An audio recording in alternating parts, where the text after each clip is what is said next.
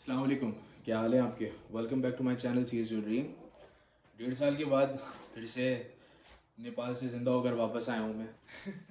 और ये है कि बहुत सारी चीज़ें इसमें हासिल भी की हैं, बहुत सारी चीज़ें खोई भी हैं, लर्न भी कर रहा हूँ मैं अभी भी। तो ये 1.5 साल तक गायब क्यों था और मैंने क्या क्या किया है इससे, इसी ड्यूरेशन में आज के दिन में बताऊंगा आपको। काफ़ी सारी चीज़ें, एक अलग ही फॉर्मेट की वीडियो मैं बना रहा हूँ। थोड़ा सा मैं आपसे एक अलग ही फॉर्मेट में बनाना चाह रहा हूँ वीडियो। तो आज के दिन हम बताएंगे आपको कि 1.5 साल वीडियोज़ क्यों नहीं आई और 1.5 साल में क्या क्या किया। चैनल को नया सब्सक्राइब कर लें और प्लीज़ इंस्टाग्राम पर फॉलो कर लीजिए, क्योंकि वो लोग जो कि मुझे फॉलो करते हैं उनको पता है कि मैं 1.5 साल से क्या क्या कर रहा हूँ।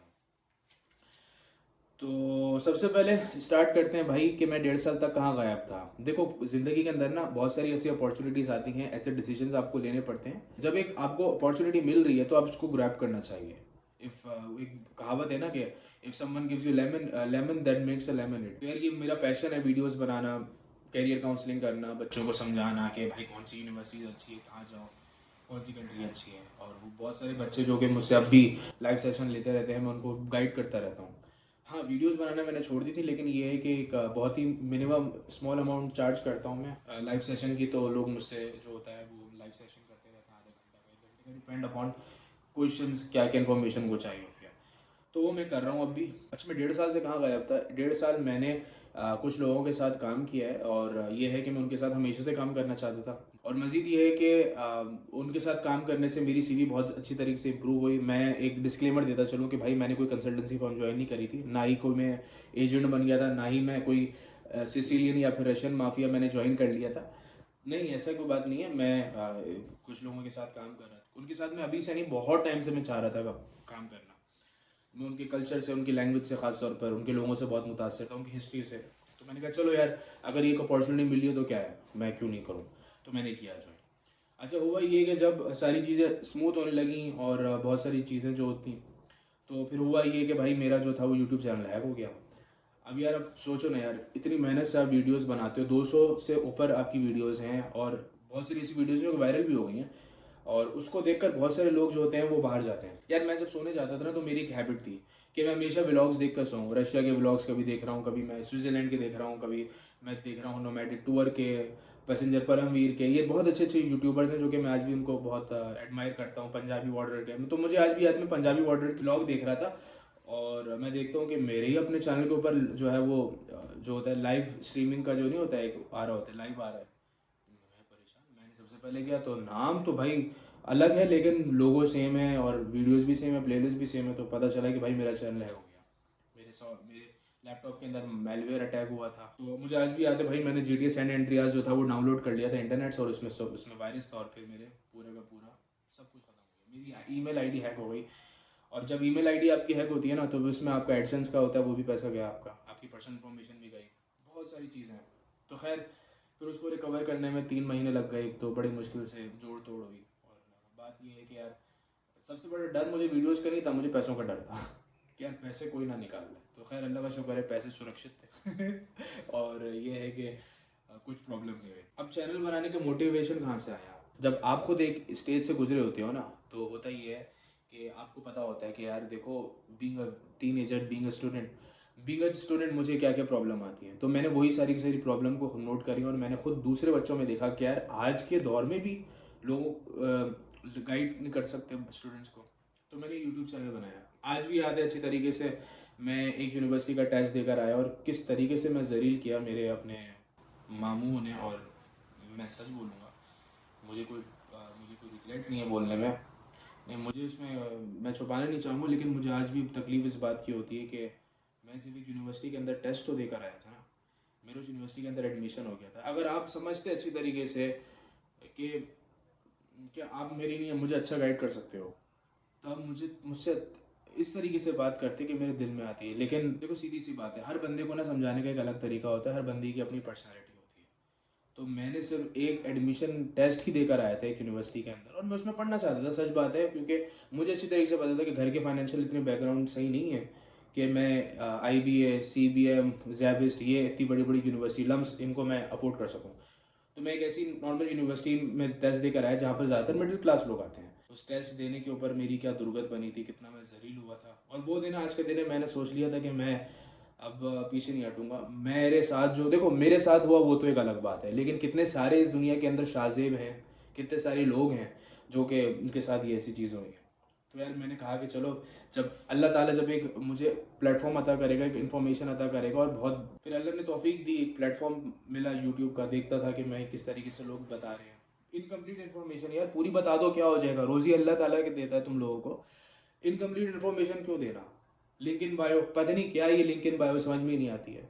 हर बार इंस्टाग्राम पर रील देखो, study in Luxembourg link in bio, अरे भाई क्या है, पूरा बता दो ना यार, क्या है, आपने कांटेक्ट देने में मौत आती है क्या। तो यार ये चीज़ थी, जब अल्लाह ताला ने मुझे तौफीक दी, खासतौर पर कोविड के अंदर, मैं बड़ा जाना चाहता था बाहर, बहुत जाना चाहता था। मैं समझता था कि यार ये इधर से कोई ना कोई बैंक स्टेटमेंट कर देगा, मामू हेल्प कर देंगे, मैं कैश फाइनेंसिंग से बैंक स्टेटमेंट बना लूँगा वगैरह वगैरह, लेकिन किसी ने मदद नहीं करी। और ये है कि कोविड एक ऐसा दौर था जिसमें मैंने अपनी मेरी मेजॉरिटी जो थी वो फाइनेंसेस ड्रेन हो गए थे।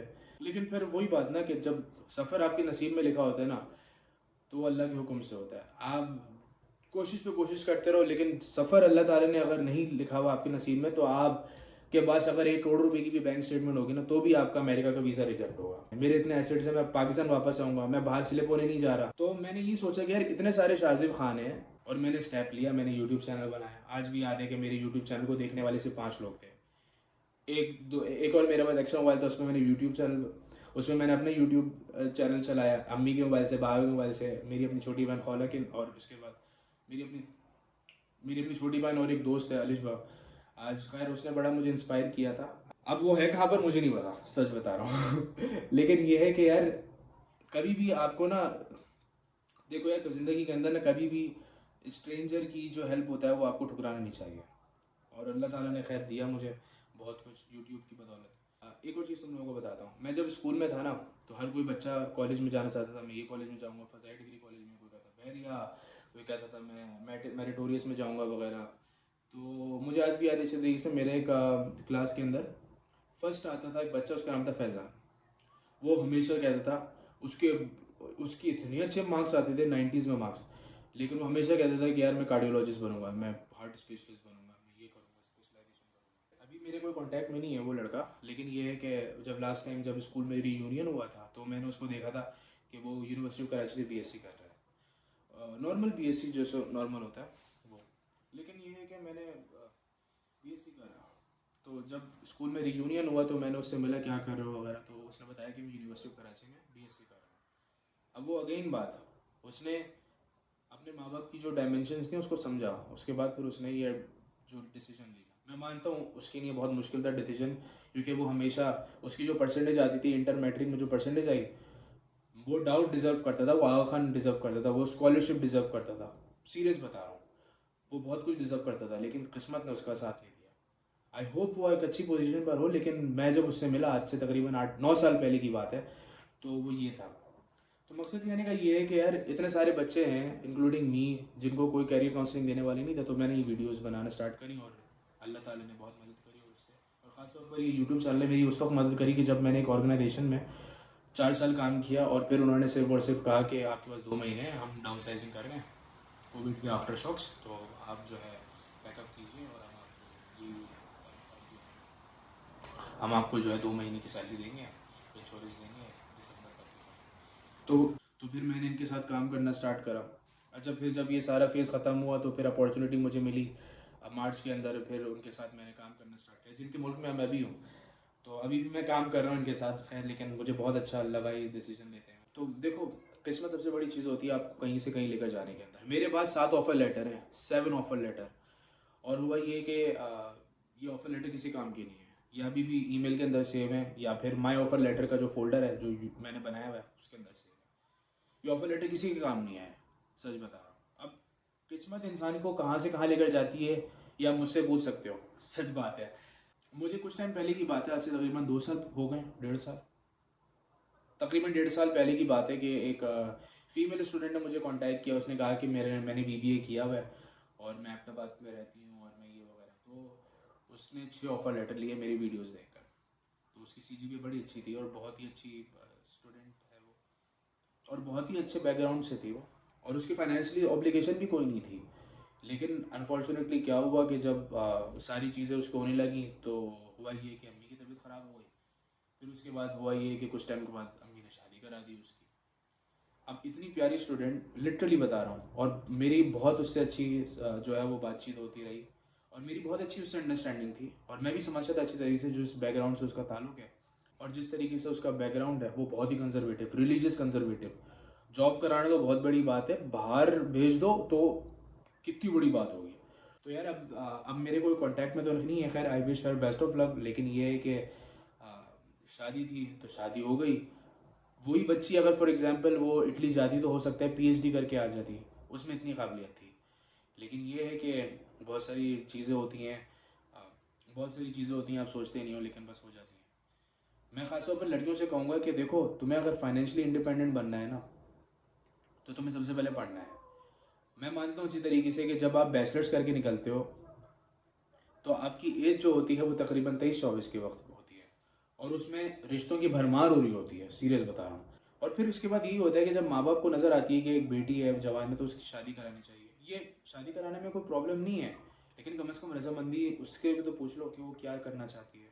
हो सकता है ये बच्ची, अगर आप 2 साल मज़ीद उसको टाइम दे दो तो हो सकता है कि ये आपकी ज़िंदगी बदल डाले। मैं ये कहना चाहूँगा फीमेल व्यूवर्स से कि काइंडली आप लोग पढ़ो, और जब आप पढ़ोगे तो आप फाइनेंशियल इंडिपेंडेंट हो सकते हो। वरना फिर यही होगा कि आपको जो है वो अपने हस्बैंड पर रिलाई करना पड़ेगा। अल्लाह करे आप लोगों को बहुत अच्छे जो आप लोगों के नसीब बहुत अच्छे हों, बट मैं कितनी बड़ी तादाद के अंदर ऐसी फीमेल डॉक्टर्स मौजूद हैं जो कि हाउसवाइफ हैं, और ये है कि वो सिर्फ हांडी चूल्हा, सुबह हस्बैंड के लिए पराठे बनाना, शाम में रोटियां बनाना, ये काम हो रहा है उनका अनफॉर्चुनेटली। लेकिन ये है कि यार अपने जंजीरों को तोड़ना पड़ता है।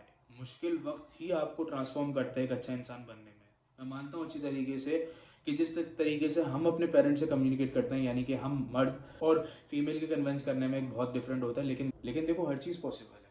कन्विंस करो अपने पेरेंट्स को कि यार मुझे बाहर निकलना है, मैं पढ़ना चाहती हूँ। मुझे लगता है कि अगर मैं XYZ ईयर्स अगर मैं इसमें स्पेशलाइजेशन हासिल कर लूँ, मेरी पूरी की पूरी फ्यूचर जनरेशन की ज़िंदगी बदल जाए। ये पॉसिबल क्यों नहीं हो सकता? 100% हो सकता है। तो भाई ये मैं कहना चाहूँगा कि फीमेल्स को भी चाहिए कि यार थोड़ा बहुत हिम्मत करें और ये बाहर निकलें। सच बता रहा हूँ, पाकिस्तान एक बहुत अच्छी जगह है, बट ये है कि पाकिस्तान का जो इन्वायरमेंट है वो आपको आगे बढ़ने नहीं देता। मैं इसकी बेहतरीन एग्जाम्पल हूँ। मैं ये नहीं कह रहा हूँ पाकिस्तान बहुत बुरा है, लेकिन ये है कि यहाँ पर अपॉर्चुनिटीज़ बहुत कम है। जिस दिन अपॉर्चुनिटीज़ अच्छी होंगी हम वापस आ जाएंगे। इसकी एग्जांपल मैं आपको समझाता हूँ भाई। जब आपके घर में कोई कंस्ट्रक्शन हो रही होती है या फिर कोई पेंट हो रहा होता है तो क्या होता है, वक्ती तौर पर अपनी नानी के यहाँ चले जाते हो ना, और जब घर सही हो जाता है तो फिर आप वापस आ जाते हो। तो सिंपल यही बात है कि बाहर जाना कोई बुरी बात नहीं, कोई एंटी पाकिस्तान बनना नहीं है। बाहर आप इस वजह से जाते हो क्योंकि आपके मुल्क के अंदर जो है एक ट्रांजिशन, एक फेज से गुजर रहा है, और ये है कि मुल्क के अंदर वो अपॉर्चुनिटीज़ नहीं है।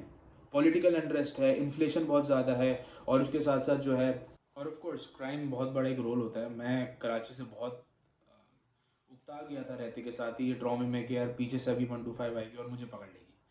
तो यार ये सीन है सारा का सारा। आपको बाहर निकलना है, फिर आगे जाकर क्या होगा, ज़्यादा से ज़्यादा रिग्रेट होगा कि यार काश मैं ये डिसीजन ले लेता, काश मैं डिसीजन ले ली थी, काश मैं अपने पापा को कन्विंस कर ली थी कि मैं बाहर जाना चाहती थी।